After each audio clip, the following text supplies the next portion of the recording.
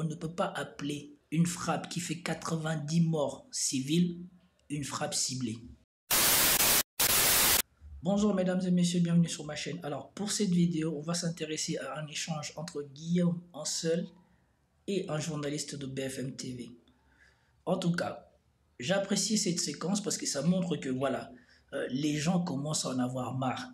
Que les journalistes qui ne connaissent pas de quoi ils parlent prennent fait et cause pour Israël et commencent à accuser sans détour Israël de crimes de guerre ou de crimes contre l'humanité, comme il va se passer dans cette séquence. Commentez, likez, partagez pour soutenir la chaîne et c'est parti pour la vidéo. Les forces armées israéliennes disent que cette école a été ciblée parce qu'elle abrite en réalité un centre de commandement des terroristes. Dans tous les cas, ce sont des frappes ciblées. C'est ce que fait Israël ? Alors, le problème, c'est que cette frappe n'est absolument pas ciblée. Et c'est bien ça la difficulté. Autant quand Netanyahou organise des opérations de ce type sur la bande de Gaza, qui relèvent plus du ravage que d'opérations militaires, c'est une catastrophe. C'est une catastrophe pour Israël, parce que comment assumer qu'il y ait 90 morts pour aller tuer quoi ? 3 miliciens, 4 miliciens du Hamas ? Mais ça s'appelle un carnage. Ça n'est pas une opération de bombardement ciblé. Pardon, j'ai quelques expériences sur les sujets de bombardement. Faire ça relève du crime de guerre. Et c'est bien ça qui pose problème. Et tant que Netanyahou sera au pouvoir, je pense que cette politique ne changera pas. Elle est catastrophique. Et tout à l'heure, vous parliez justement de la reprise de négociations. Mais en fait, on voit bien que Netanyahou, depuis le début, ne veut pas conclure avec le Hamas parce qu'il se nourrit de la guerre. Donc cette solution est une impasse tant que Netanyahou sera au pouvoir. Mais je rappelle que Netanyahou interdit l'accès de la bande de Gaza aux journalistes, encore plus à toute organisation indépendante, et évidemment à celle de l'ONU qui viendrait enquêter. Donc il est totalement vain d'attendre d'une enquête internationale de faire la lumière sur ces faits. Le problème, c'est que ces faits se répètent tous les 2 ou 3 jours et que les bombardements sont quotidiens sur la bande de Gaza. Je rappelle que Israël utilise principalement des munitions de 250, 500 et 1000 kilos.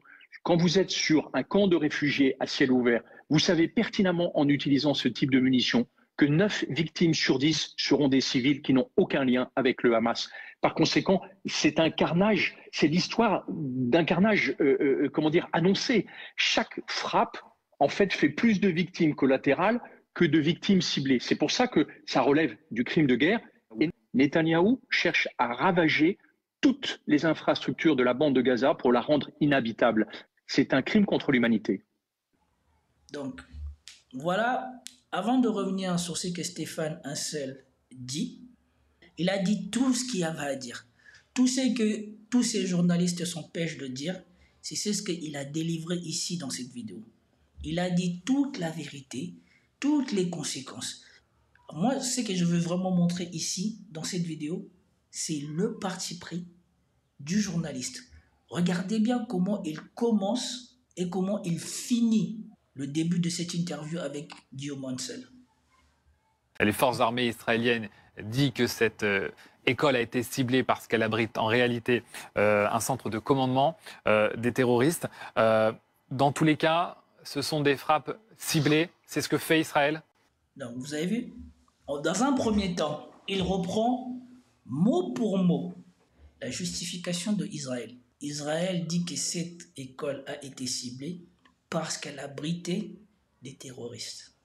Sans remettre en cause, sans parler du fait qu'il y a des victimes collatérales, sans rien du tout. Il cite le communiqué de Tzal.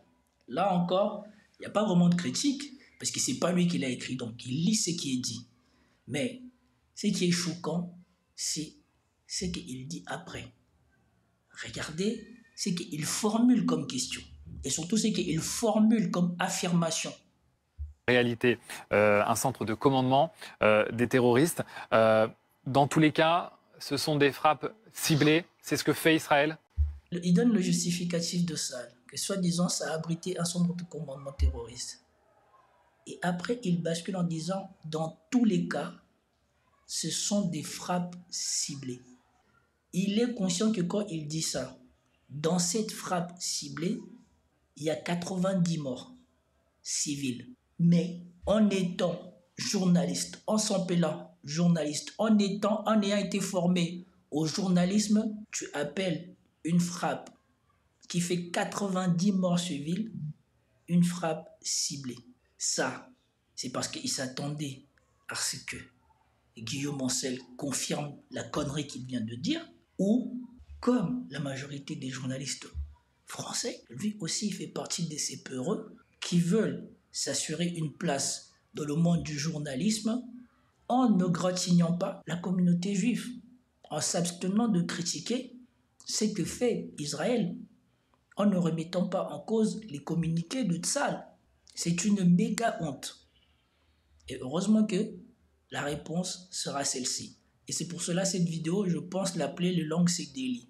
Parce qu'il va faire comprendre qu'on ne peut pas appeler une frappe qui fait 90 morts civils une frappe ciblée.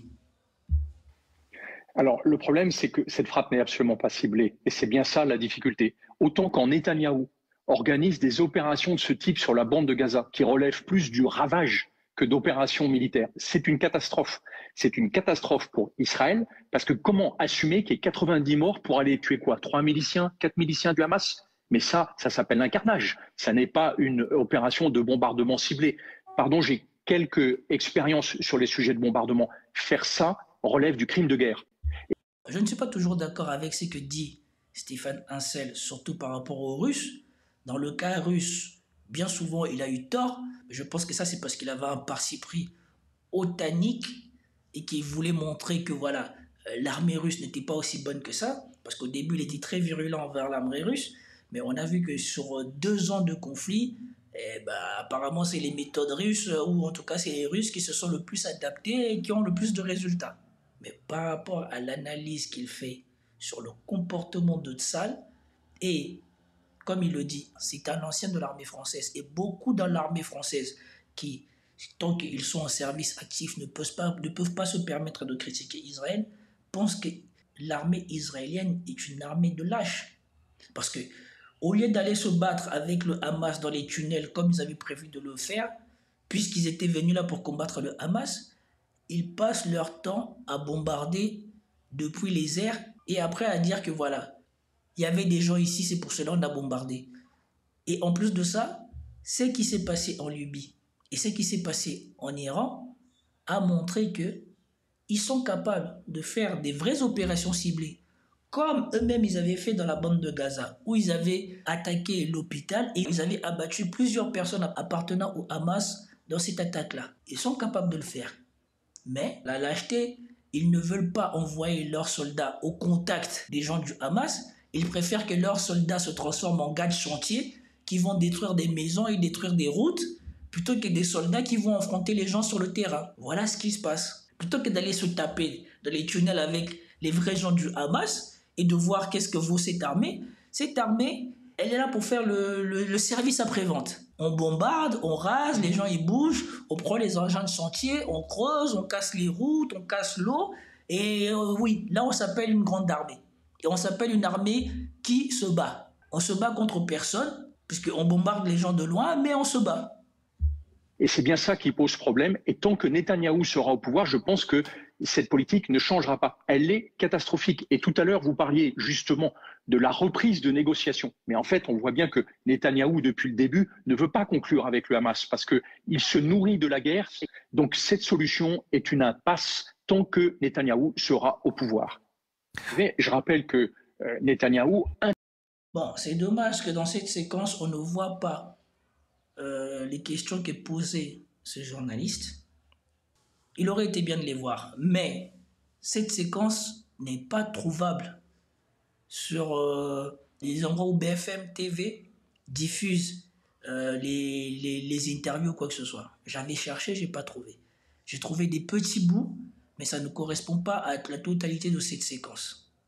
Interdit l'accès de la bande de Gaza aux journalistes, encore plus à toute organisation indépendante, et évidemment à celle de l'ONU qui viendrait enquêter. Donc il est totalement vain d'attendre d'une enquête internationale de faire la lumière sur ces faits. Le problème, c'est que ces faits se répètent tous les 2 ou 3 jours. Et que... Donc probablement qu'il y a dû y avoir une question sur le fait que voilà, il y aura des enquêtes ou les enquêtes où on dit que c'est pas vrai, et il a rétorqué que voilà, ça peut communiquer sur le fait que le Hamas ment, mais les faits se répètent Et Tsahal et Israël, comme ils ont fait un blocus autour de Gaza, ils sont en mesure d'empêcher les gens de rentrer pour enquêter. Et si c'est eux-mêmes qui enquêtent, comme pour l'affaire du Golan, forcément ce ne sont pas eux les coupables. Les bombardements sont quotidiens sur la bande de Gaza. Je rappelle que Israël utilise principalement des munitions de 250, 500 et 1000 kilos. Quand vous êtes sur un camp de réfugiés à ciel ouvert, vous savez pertinemment en utilisant ce type de munitions que 9 victimes sur 10 seront des civils qui n'ont aucun lien avec le Hamas. Par conséquent, c'est un carnage, c'est l'histoire d'un carnage, annoncé. Chaque frappe en fait, fait plus de victimes collatérales que de victimes ciblées. C'est pour ça que ça relève du crime de guerre. Et Netanyahou cherche à ravager toutes les infrastructures de la bande de Gaza pour la rendre inhabitable. C'est un crime contre l'humanité. Voilà. On a une vidéo ici. Vous avez un colonel français. Et donc là, on ne va pas dire que les gens y fabulent. Vous avez un colonel français qui dit que Israël se rend coupable de crimes de guerre et de crimes contre l'humanité. Et bon, sûrement que les journalistes français ne seront pas d'accord avec ça. C'était tout pour cette vidéo. J'espère que vous avez apprécié. Si vous avez apprécié, commentez, likez, partagez. Et je vous dis à plus tard. Peace out.